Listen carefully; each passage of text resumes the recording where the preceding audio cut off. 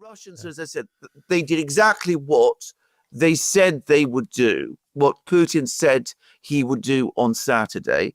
Putin said on Saturday that he would send a negotiating team to Istanbul on Thursday. The Russians have worked on sorting out their negotiating team. There has never been any moment at any time when it's ever been suggested by anybody in Russia that Putin himself would go.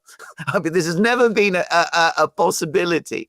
If Putin had decided to go, it would have demonstrated that the whole thing was completely not serious, even on the Russian side. It would have meant that the Russians would have themselves become part of this cartoon strip story, which is what everybody else has been living in. So the Russians organize a negotiating team, and it's a very, very strong team indeed. Now, what they're doing is that they're saying this is the continuation of the April 2022 Istanbul negotiations. There was several weeks of negotiations that took place between Russia and Ukraine in February, March, early April 2022. Notice that there was no ceasefire in place whilst those negotiations were underway. Those negotiations were headed by a man called Medinsky, who is one of Putin's aides. Most people feel that he is not a particularly strong negotiator. He's not somebody with an enormous amount of diplomatic experience, but of course he does have experience now because he was the person who headed the Russian team back in 2022. Anyway, the Russians have stuck with him because what then happened was that, as we know, a provisional deal was reached in Istanbul in April 2022. The Russians and the Ukrainians initialed it. The Russians, at the request, as we now also know, of the Europeans, pulled their troops back from Kiev, and then the Ukrainians refused to show. You mean the goodwill gesture is what you're talking about, right? The goodwill gesture. Yeah. The Ukrainians was supposed to respond to certain Russian points which were intended to finalize the agreement that was reached in April 2022, or at least initialed in April 2022 in Istanbul.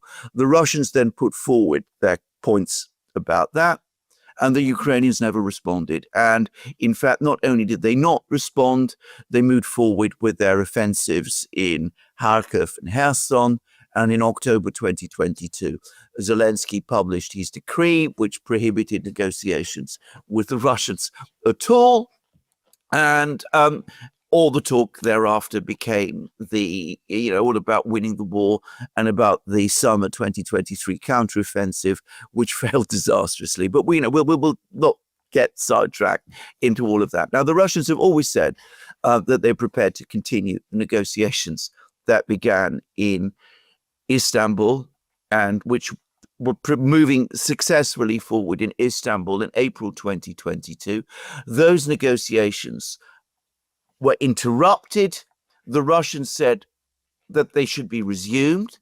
That is what Putin said when he spoke to the foreign ministry on the 14th of June, 2024.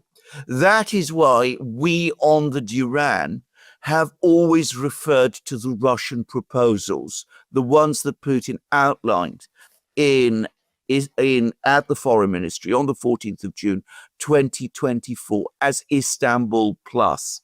We've always described it in that way because it was supposed to build on what was agreed in Istanbul.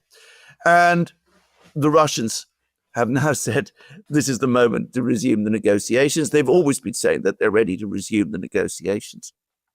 Apparently, Putin told all the leaders who came to Moscow for the Victory Day parade, Fico, Xi Jinping, Lula, all of them, that he was absolutely willing to resume the direct negotiations with the Ukrainians. He also has repeatedly said that to Witkoff. That has always been the Russian position. The Russians have never deviated from that position. Putin said that he would put a negotiating team together to continue from where the negotiations in Istanbul left off, but taking into account the changes, the territorial and other changes that have happened since then, since April 2022. And the Russians have picked a negotiating team, which, since this is a continuation of Istanbul, logically has the same chief negotiator, who is Medinsky. I mean, it makes complete sense. Now, having said that, the rest of the negotiating team is very, very much stronger than the negotiating team that the Russians put together when they negotiated with the Ukrainians the first time round. And there's many, many more people from the military. The Russian deputy foreign minister who's participating, a man called Galuzin, who, by the way, is a pretty tough character by all accounts. He is senior to the Russian foreign ministry official who was representing the foreign ministry in the previous talks. The key person to look at is a man called Kostyakov, who is the head of the GRU, Russian military intelligence. He's actually an admiral of the Russian Navy. He is, in other words, the head of Russian military intelligence, the organization that we've all been hearing about so much, the GRU. He is probably the person who is going to do the heavy work. And this time, unlike what we saw in the previous round of negotiations in 2022, there is a very, very strong team of experts who are also joining and who are going to be there in order, presumably, to take this process forward. So it's a much bigger team, a much stronger team than the one that we saw back in 2022. It's headed by the same chief negotiator, Medinsky, despite, as I said, his inexperience, because it emphasizes the continuity between this negotiation and the previous negotiation. We can see, though, that the military are going to play a very big role in this negotiation going forward.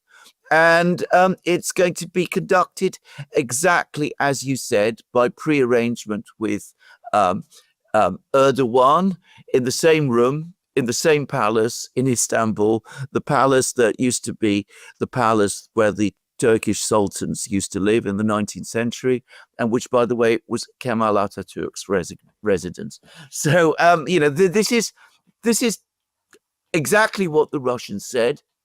And contrary to all the nonsense that you're hearing coming out of Europe at the moment, this is not a sign that the Russians aren't serious about these negotiations. It's not that they're evading negotiations because Putin isn't going. If Putin had gone, we would not have had substantive negotiations. What we have is a strong negotiating team. The fact that Putin isn't there means that this is a serious negotiating effort. And